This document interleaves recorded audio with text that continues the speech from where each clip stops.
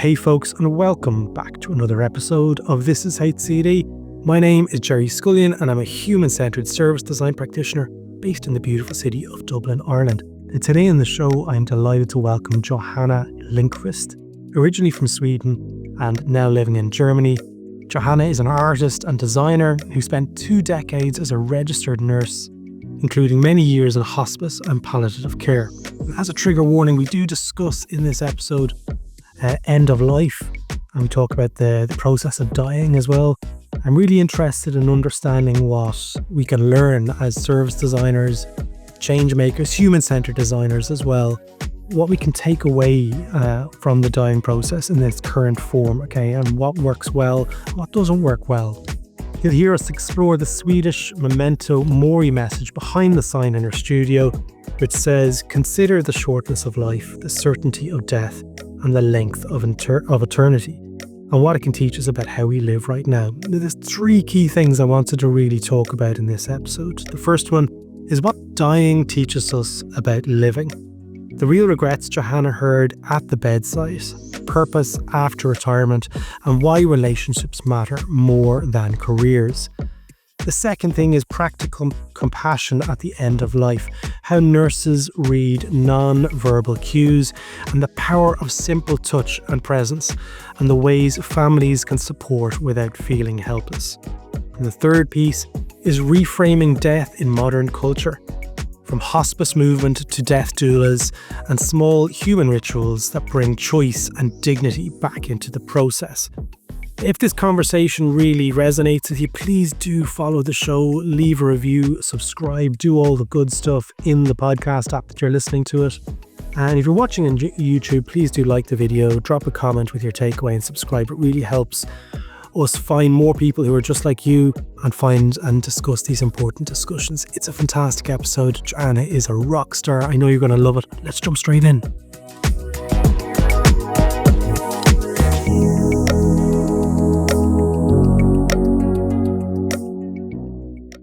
Johanna, I'm delighted to have you on the podcast.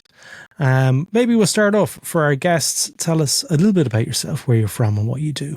Yeah. Right now I live in Germany. I'm originally from Sweden. I am a nurse. Haven't been working as a nurse for about 10 years. I've been working as an artist and designer. But for about 30 years I was a registered nurse in Sweden. And for 10 of those I worked in hospice care, in palliative care. Wow. So that is my main subject and interest. Yeah, and that's what we're going to be speaking at length today. But before we jump in, you mentioned just before we start recording that sign in the background for anyone who's watching on YouTube. Maybe give us a little bit of description of, what it's saying, first of all, because you mentioned it was in Swedish. Okay. What it means to you as well. Well, the sign in my back, I don't know if everyone will be able to see it, but it's an old-fashioned picture frame and it is from the beginning of the last century. And the text is in Swedish, and it says, "Betänk livets korthet, dödens visshet, och evighetens längd." And that means consider the shortness of life, the certainty of death, and the length of eternity. And basically, it's just a thing that we used to do in many, many centuries before. There's something called memento mori, which basically remember you're mortal, remember death. And we used to have that much more present in our lives earlier. And in the last about 100 years, we no longer have signs like this on the walls. If it's not more for fun, like a little joke, people will see it like, haha, Absolutely. And what does it mean to you? Well, what is that? It's there as a framed piece behind you. So, tell us a little bit about how it resonates with you. I think it resonates with me because my interest is transition, and all that is about transition. One of my main interests, transitions in life, and how I think we should be considerate about how we live and where we live, and about death too, knowing that is coming in one way or another for all of us. It's a reminder. And also, I think it's quite beautiful.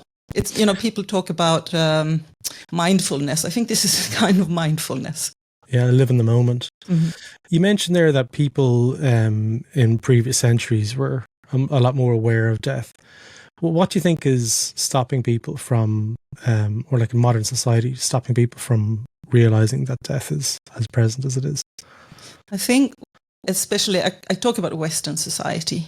That's what I'm part of myself. And I mean, the world is a huge place and it's different. Yeah. The cultures are different all over.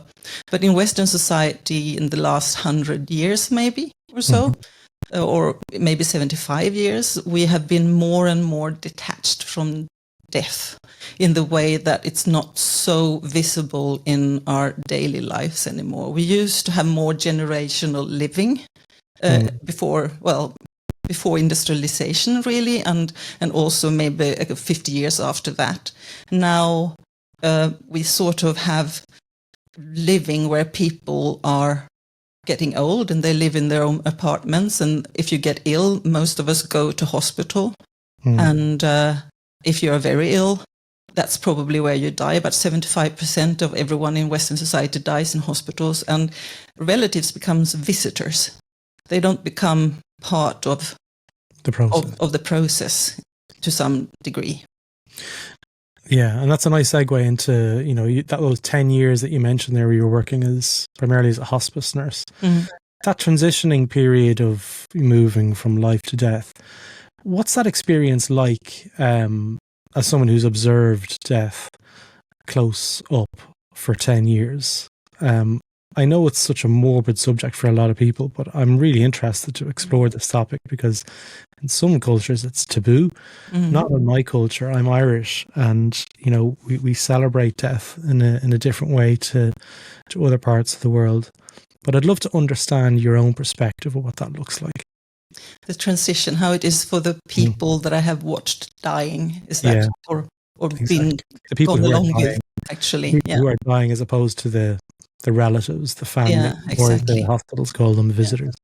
I must say, my absolutely biggest surprise when I started to work, and that kept surprising me all through those years, was how incredibly brave people are, because we are all scared. It is really weird. We really, really don't know what's going to happen.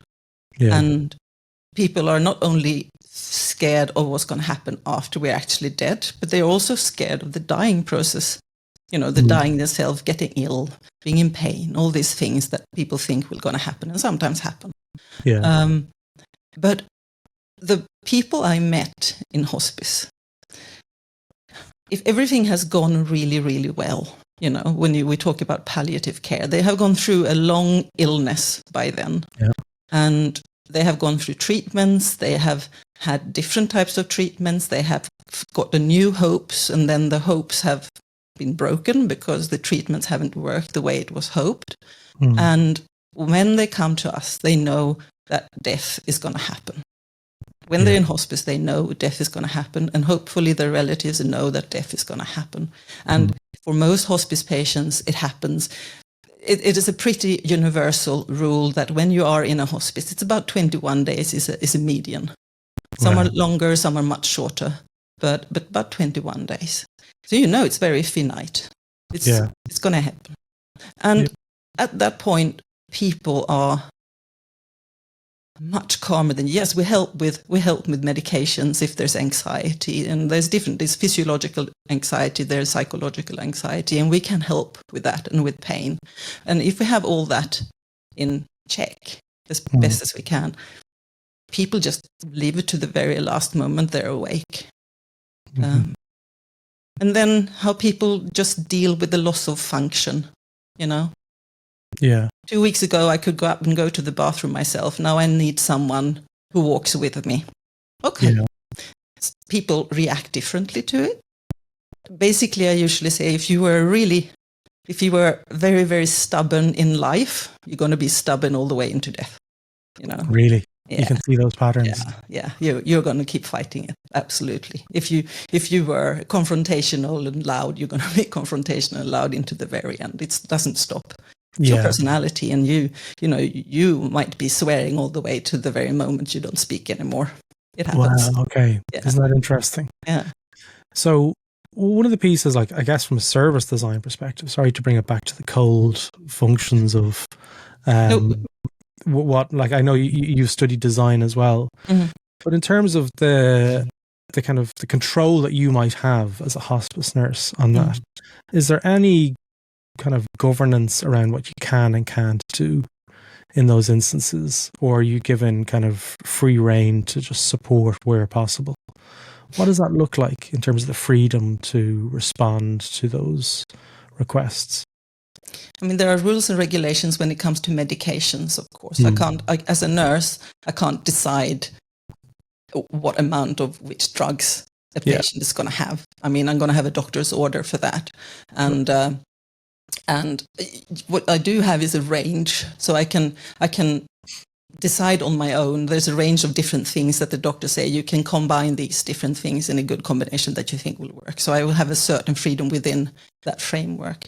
When it comes to support on a psychological level or physical level or mental, existential, there's basically it is the regular. We want to do no harm and we want to help. And however we need to do that, we do. And we really try to listen to the person. Really need to hear what is it they want. It's not necessarily what I see is needed. I need to ask what they want. One of my least favorite things in the world that people say you should treat people like you want to be treated. I don't think that at all. I need to ask people how they want to be treated, because I might be completely wrong. Yeah, true. Actually, when you say it out loud like that, I said, I agree. Like, I treat people with respect, but like sometimes people, may have different perspectives on what that looks like. Especially when they're dying as well. Like sometimes they're non-verbal. How do you handle those kind of cues? Like, what does that look like? Because I know I haven't gone through my own father when he passed. I was there, and it was during COVID and all that kind of stuff. I'm sorry. Do you imagine the regulations would have been like a lot more stringent? But the nurses, this is where it all started for me. The nurses and all the care around it was just like mind blowing. I was like, wow, these people are walking angels. And that's as close, and I mean that, like when people say, oh, they're an angel, no, they are actually walking angels. They're there to help guide people into the next realm, whatever that might be. But how do you handle that non-verbal side? That was like something that I was like, wow, you're almost in a transitional space here, like in a liminality where you're able to understand those requests. And we do. We get very good at seeing people, I would say. We do look very, very carefully. And some it just learned. You look for what a person's face look like. Is it tense? Does it have a wrinkle between the eyebrows? That's probably can be anxiety, can be pain. Are they being physically anxious? They will have their hands up, doing things, picking in the air. There's a physiological anxiety in that, and all those things.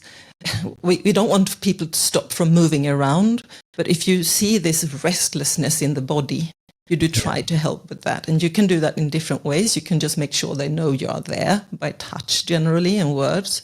But there's medications that we really can help with for these things. And so we look for those. We look for those signs. And we also look for, I mean, when we go in there and we are the angels, you say. What we do is also that we have a very clinical eye. We do look for the signs of what stage is this person in right now. We look at the feet. What does the toes look like? What do the fingertips look like? What does the nose tip look like?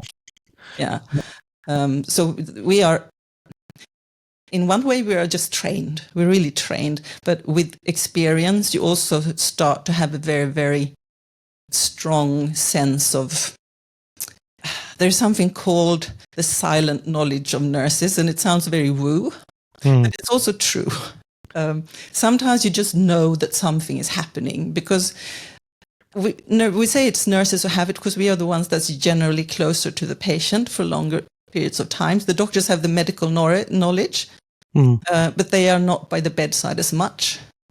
And quite often when you as an experienced nurse come into a room, you can sense something is going on. I mean, anxiety smells in a special way. And I mean that quite literally, that you learn, because we exude stress hormones. Yeah. Yeah. And many of us can just pick that up. It's like, okay, something is going on. I don't know exactly. Yeah. But I need to keep an extra eye here. That's amazing. Yeah. I remember when I lived in Australia, I used to work with this really great designer called Farooq Avdi, and he introduced me to the work of Robin Youngson, who's in New Zealand. And I think he was working I think he's a doctor, but Farooq mentioned to me at the time that there was scientific evidence to show that when people were going in to have surgery, that touch, just generally holding that person's hand as they were being administered drugs for anaesthesis, they saw an increase in recovery speed.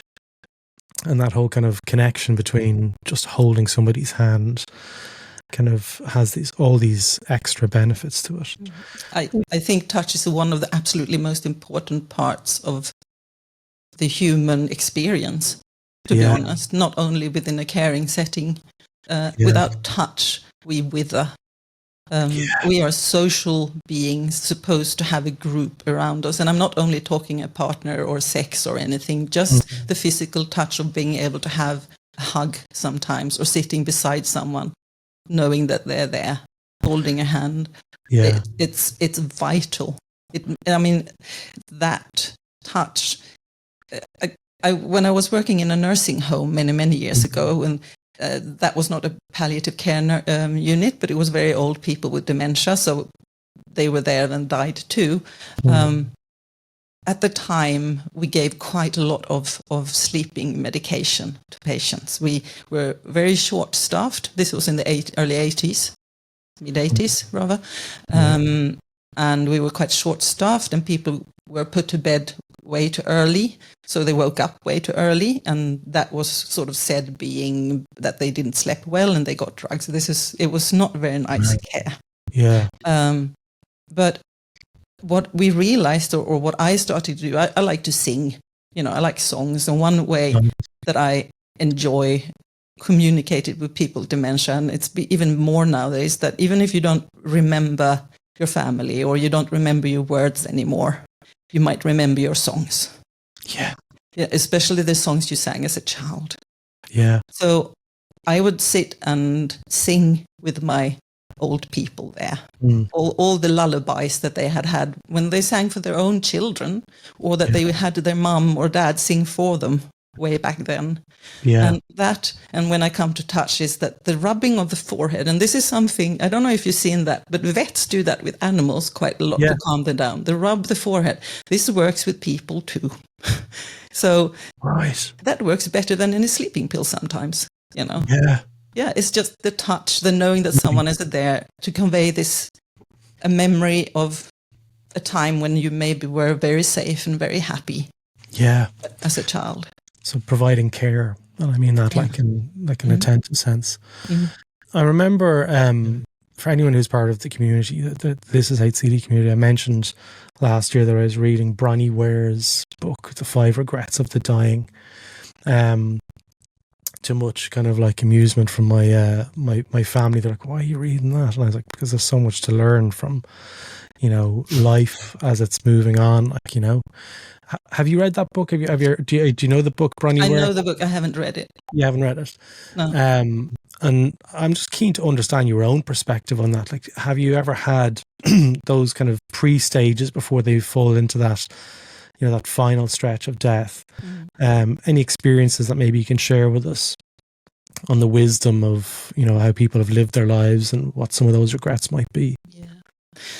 I think the greatest regrets, and I know this was probably what was said in this book as well. I've seen research, and I can only agree with this, is that the one hugest regret, especially in Western society, again, is that people didn't spend enough time with friends and family. Yeah. That they took their work and their career a bit too serious. They always felt they pushed things they wanted to do into the future. We're going to do this when we're retired. I quite often had patients who said, because they got ill, maybe it is not very uncommon that you get a cancer or another illness just around retirement age. It's very common because transitions, even good or bad transitions in life, will be a stress for your body, and that can just kickstart something. Yeah. And that I heard so many times when people say we were supposed to do so many things when we were retired, and now we won't be able to do it. So I think that not doing things they want to do during life, and especially with friends and family, that is the biggest. And then of course,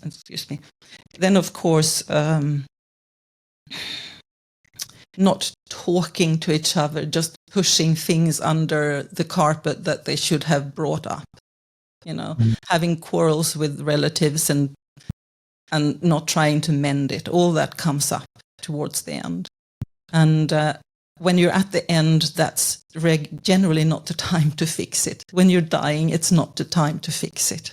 That should have been done earlier. And that's another why, again, the sign. Remember that we don't have an infinite amount of time in this life. If you have regrets, try to deal with them as soon as you can. Yeah, that's true. The working and focusing on your career is something that I've heard time and time again, like from people who are older. We said, don't stop working so hard, like stop going upstairs. I work in my attic. This is where I am. So work is always within kind of close proximity to my life, with my family and my kids. There was a piece there that you mentioned, which has just jumped out of my mind at the moment around the next piece. I'm going to have to cut this out. I was about to make a segue there and I forgot what it was. But generally speaking, how do you see how you've learned all of these different aspects from working with people who are passing on? How has that affected you as a human, as a practitioner, in your own life? Yeah. People quite often have asked me if I get afraid of dying, because I have seen so many are you afraid of death? Are you afraid of dying? And I said, not for a second. I'm very afraid of not living while I am still alive. That's a good quote there. Yeah. That's a good quote there. That I would say that is the one, the one thing. I went to the bank once. I had inherited some money. The bank guy, who was very, very young, one of these really, in Swedish we call them young lions, on the go, I'm going places kind of guy. And he looked at this lump sum I had, and he was, I would buy a car, or you do this, and then half of this you should invest in money, in some sort of saving account that you can get to in 30 years. And I'm kind of, what do you mean 30 years? I don't know if I'm alive in 30 years. I will not be alive after Christmas, True. And this is how our brains work. Why think long term when we have no idea? Because I've seen so many people who were absolutely thought they have another 40 years in front of them, and then they didn't see another Christmas. Yeah, absolutely. And with this, it's very important that my experience is, of course, very, very what's the word in English?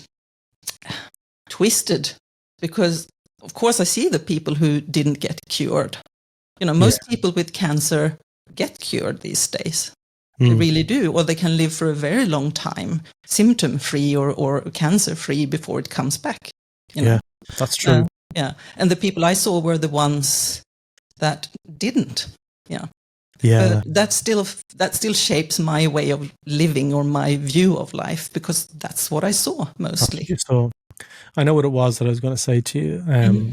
I interviewed Hector Garcia, who wrote 2 very popular books in Ikigai, which is a Japanese piece around your kind of like what you're good at, what society needs, what you can get paid for, and so forth. And the intersection of all those in a Venn diagram is kind of what you should be doing with your life. That's the bits that you're really interested in.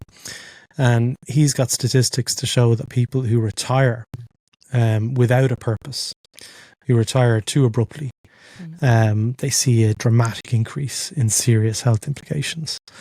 which is why I think I see it less amongst human-centered designers and service designers in particular, because there seems to be this drive, this fire that people realize that there is potential there to change systems, and they carry that forward into later life, hopefully. But generally speaking, that purpose piece, I'm keen to understand, what advice based on, the people that you've helped move on to the next life, if you want to say it like that. What advice would you give to people who are kind of struggling to find that purpose at the moment in their own life, so they can help, live a more meaningful life? Yeah, be kind to yourself. To start with, don't be too hard on yourself. And don't stop looking, but don't stress too much about not finding it. Yeah. Reach out to people. Trust people. Try to trust people. Yeah. Because we are nothing on our own. We really are nothing on our own. We need to ask people for help. Yeah. Yeah, I love the bells in the background as well. Yeah, very I'm sorry about that. when you're saying that, when you're talking about purpose and the bells start ringing. Anyone listens to that and they hear the bells in the background, that is an indication that this is a stand-up moment to go and try and work and connect with people as well. But just going back to those experiences of when you were working as a nurse and people were, the relatives, the family members were part of it. You mentioned there, and you touched on Western society, on 75% of people will die in hospitals. What other cultures are you aware of that treat that kind of passing, that process a little bit differently, just so we can explore other cultures and how they do it maybe more humanely and more ethically, in terms of they get to choose where they want to die and how they want to die. People choose to have babies at home and in hospitals and out in different locations. But it doesn't seem to have that freedom as well so much in Western society. It has to be in a hospital. That's where you need to go to get the medical care. I think it is changing. I think that's the truth as it was up until, I would say, pre-pandemic. Right. Because if something has changed and brought death closer to us, even if we didn't lose someone in the COVID epidemic, it certainly brought death closer to us because it was so much in media. Yeah. And we were so aware, and it did affect all of our life with the different restrictions. But I also think because during the COVID epidemic, people couldn't be by the bedside in the same way as they could before. Yeah. That just showed how incredibly important it is that relatives are allowed to be part of the process. But this is the hospice movement has been going on for what we have 60 years now, if not more. And that was a reaction to how people started to die in factory hospitals, basically. Yeah. And people had 2 hours to come and visit, and then they had to leave, and people didn't die with a relative by their side. If they died with a staff member by their side, they were lucky, Yeah. And so the hospice movement was created as a reaction against that. And I think, and I think the palliative movement, that we talk more about palliative care now, which is more the widespread term. I think that is developed. And I think people are getting more interested because people in general want to have more control over their lives. Yeah. Yeah. And I think they actually start thinking about, if they start thinking about death, they will think about alternatives as well. And I would say, if we talk about service design, I must say that within this realm of death and dying, the funeral services for a long time have been very well planned. They are very, very well aware about that they are delivering a service. Yeah. Yeah. If they were good is a different thing, but it's certainly a very well thought through service. And with time, people have been able to affect what the look of the coffin will be like You can now choose. You can now choose if you want to be cremated, or if interment, and what type of coffin you want. We were just me and Adam, we were just at a funeral or a memorial service where the grandson had built a coffin out of the lady's favorite bed that she had designed herself in the 70s. So that was the coffin that she got cremated in her own bed. So wow. Yeah. So I think we are getting there slowly, but we still need to talk about it for many reasons, both on personal levels, but also societal level. Yeah. Where do you think religion plays the role in what happens and what doesn't happen? Is there still some sort of stronghold to those times and past? I remember Joe McLeod, who has been on the podcast twice, where he speaks about ends and the ends of services. He spoke about the difference between Protestantism, you know the word I'm trying to say, and the way Catholics look at death. The way we bring our dead home usually, and we have a wake, whereas in Protestantism, that one. I need to get that right because my wife's a Protestant. Protestantisms. They tend to put people into funeral homes as a default, and I'd be keen to understand your own thoughts on that. Like, where are the bits that are holding us back to create a more humane and a more sort of inclusive service around death?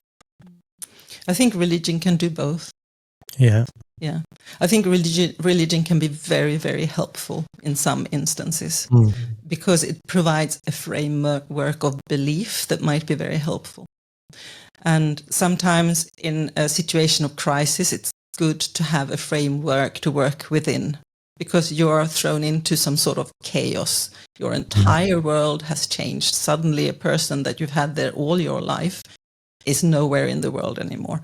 That's a huge change. And suddenly you are expected to make all these decisions within maybe the next couple of weeks.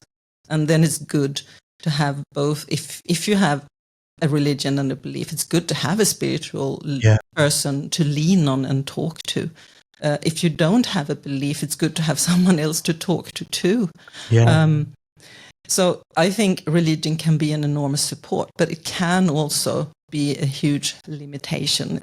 I have seen people who are dying, people who are deeply religious. I've seen extremes. I mean, there are in-betweens too, but the extremes that I have seen are either the ones who just can't wait because they're going to rest in the arms of the Lord.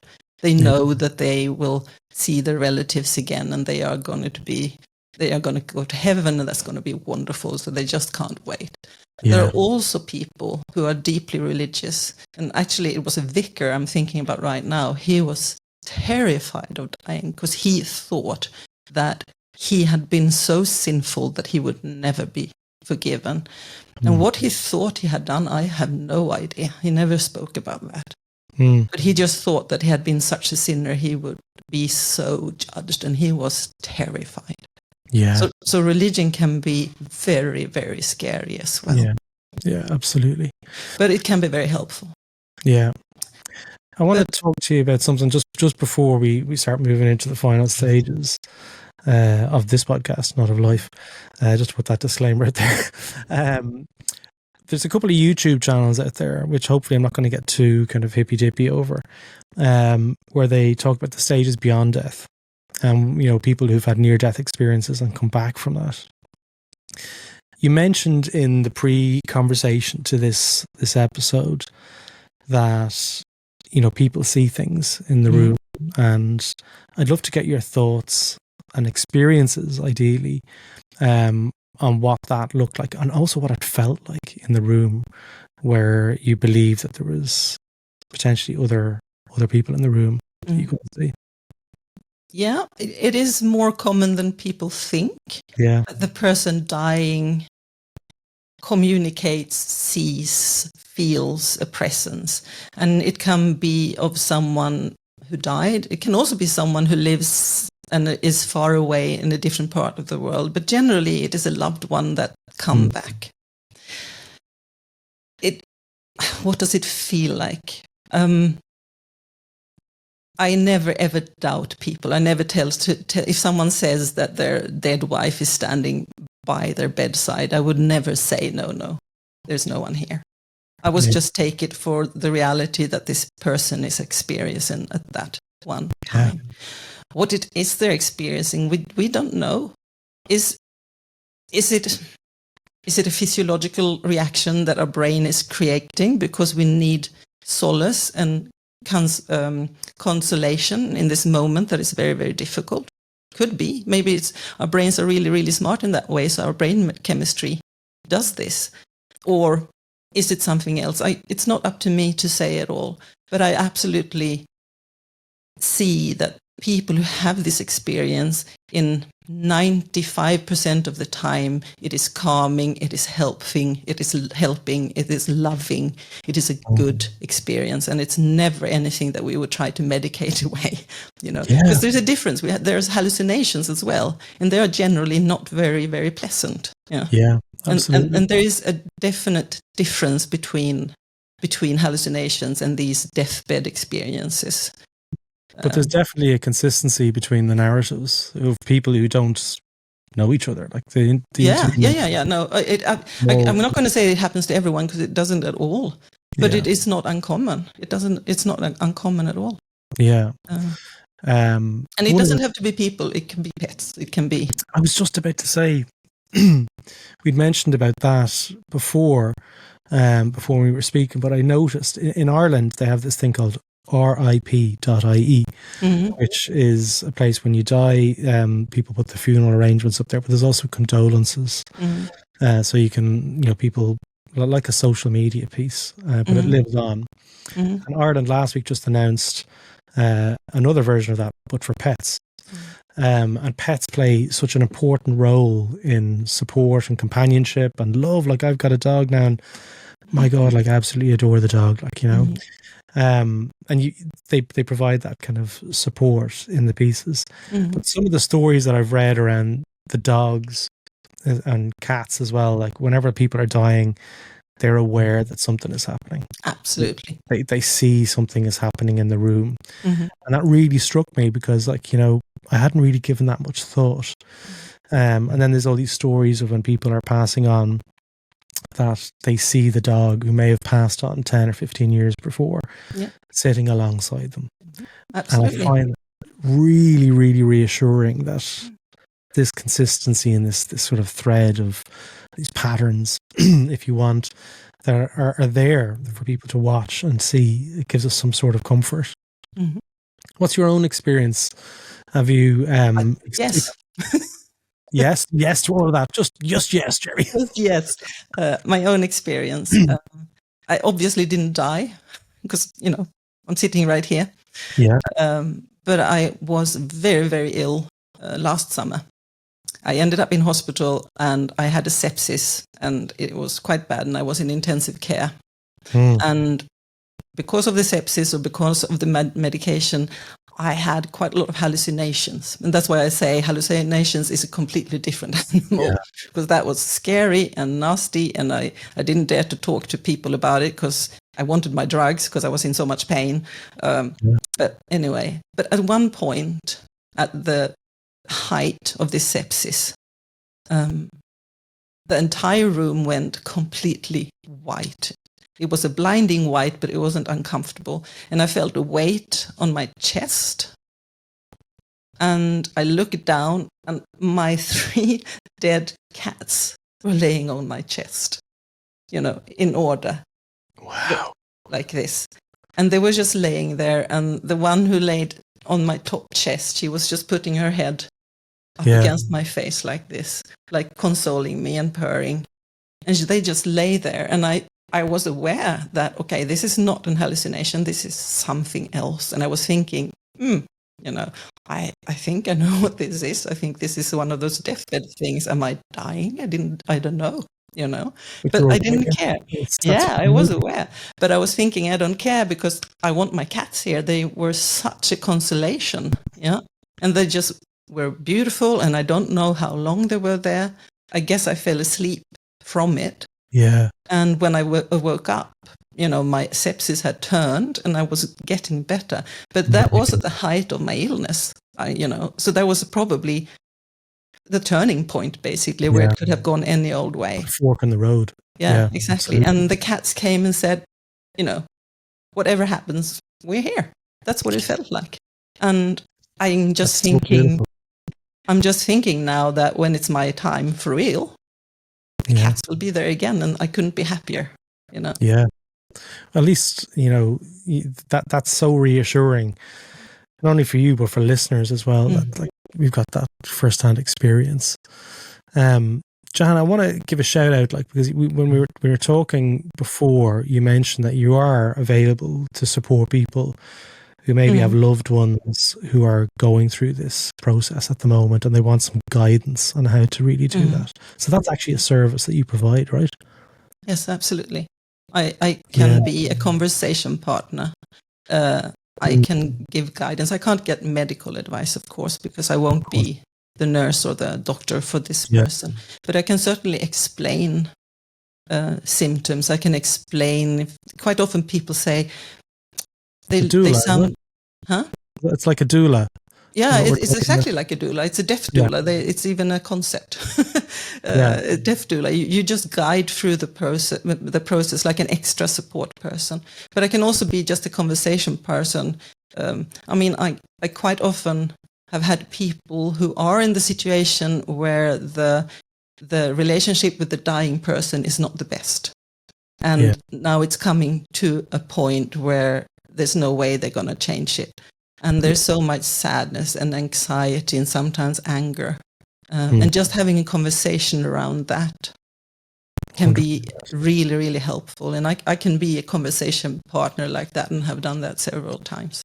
If only I'd have known you 5 years ago. Like, I was estranged from my father for 25 years. Yeah. And when I got the phone call that he was dying, that happened a few times before, and I was like, yeah, really? And I didn't know. The only thing I got the phone call, and it was during COVID. The kids were in the car. We were looking at airplanes just landing at the airport. And I was like, no, this one feels different. And it was like, no, this is happening. But I'd known during COVID, especially, like, not many people had anyone. But that support that you provide there is invaluable. So I imagine there's people out there who might be going through something similar. It'd be an amazing support to have something like that. This topic is still kind of taboo, okay, in lots of cultures, like talking about death. Why would you want to talk about that? Like, I'm fascinated by it. And you are available to speak about this topic absolutely at length. Like, so people who are out there who are running conferences who maybe want to kind of have something that's a little bit in their world left field, but in my world center field, to be clear. I love this topic. Yeah. So I mean, that would be a phenomenal addition to some conferences to really kind of shake things up. Yeah. I've done conferences, and what I try to do is I try to be as interactive as possible. Yeah. I give little tasks. I ask people to do think things, little exercises, which just makes people think, which are really, really, for instance, I quite often ask people to think about their most romantic death. What is your romantic death? Which is a ridiculous thing, but we all have somewhere an imagination about what is the best thing. Will I lay in a field under an oak in the sunset, and all my friends will be having a picnic around me, and I will just listen to the birds and slowly float away into eternity? And that's my romantic death. That's how I wish it would be. I most likely won't have it, but it's my romantic wish for how I would like to die.